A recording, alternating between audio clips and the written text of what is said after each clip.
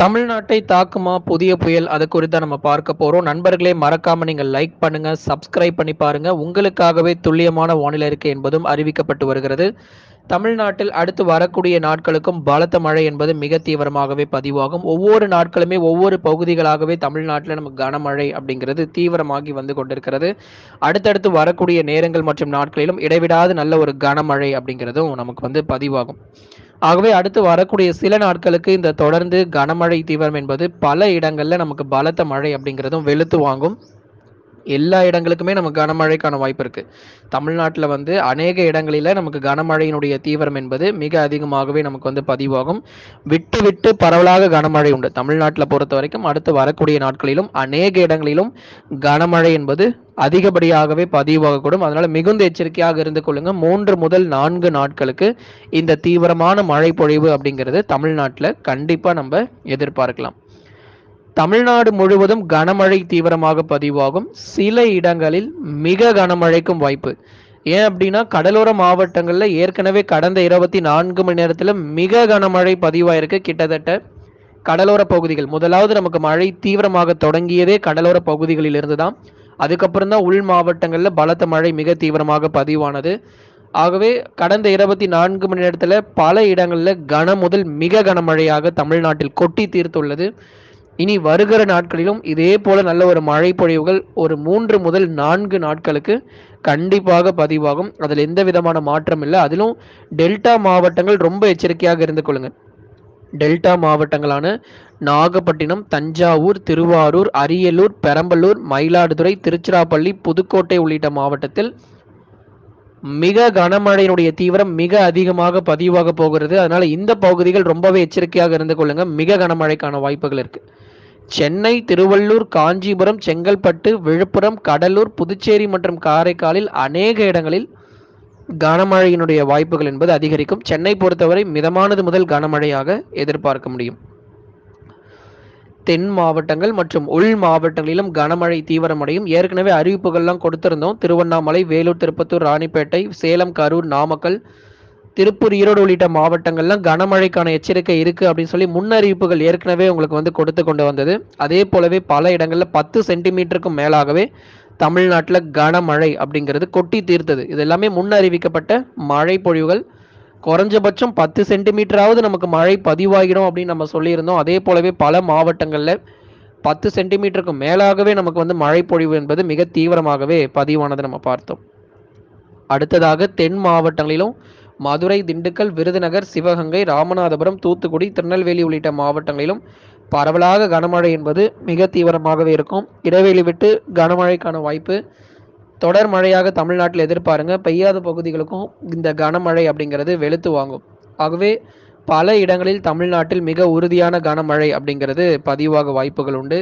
விட்டு விட்டு நல்ல ஒரு மழை பொழிவுகள் உள் மாவட்டங்கள் மற்றும் தென் மாவட்டங்களிலும் கண்டிப்பாக பதிவாகும். கிருஷ்ணகிரி, தருமபுரி உள்ளிட்ட மாவட்டங்களிலும் கனமழை தீவிரமடைவதற்கான வாய்ப்புகள் இருக்கு. ஆகவே தொடர்ந்து நீங்க எதிர்பாருங்க. அநேக இடங்கள்ல இந்த மழையினுடைய வாய்ப்புகளும் தமிழ்நாட்டில் மிக கண்டிப்பாகவே தீவிரமாகவே இரவு நள்ளிரவு நேரங்களில் அதிகப்படியாக இருக்கும். தொடர் மழையாக எதிர்பார்க்கலாம். பல்வேறு மாவட்டங்களிலும் கனமழை என்பது கொட்டி தீர்க்கக்கூடும். ஆகவே இடைவெளி விட்டு பரவலாக மழை பொழிவுகள் உறுதியாக தமிழ்நாட்டில் எதிர்பாருங்க. மேற்கு தொடர்ச்சி மலையொட்டிய மாவட்டங்களிலும் கனமழை தீவிரமடையும். தினமுமே மழை பொழிவுகள் உண்டு. தேனி, தென்காசி, நீலகிரி, கோயம்புத்தூர் மற்றும் கன்னியாகுமரி உள்ளிட்ட மாவட்டங்களிலும் தினமுமே நமக்கு மழையினுடைய தீவிரம் என்பது அதிகமாகவே பதிவாகக்கூடும். ஆகவே தமிழ்நாடு முழுவதுமாகவே கன முதல் மிக கனமழைக்கான வாய்ப்புகள் என்பது எதிர்பார்க்கப்பட்டு வருகிறது.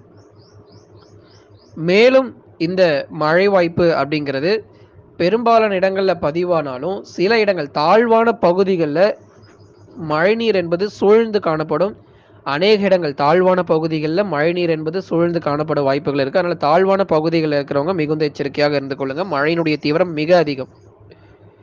வரக்கூடிய நாட்களில் வங்கக்கடலில் புதிய காற்றழுத்த தாழ்வு பகுதி என்பது உருவாக வாய்ப்புகள் இருக்கிறது. இந்த மே 2வது வாரத்தில் அந்த தாழ்வு பகுதி தீவிரமடையும்.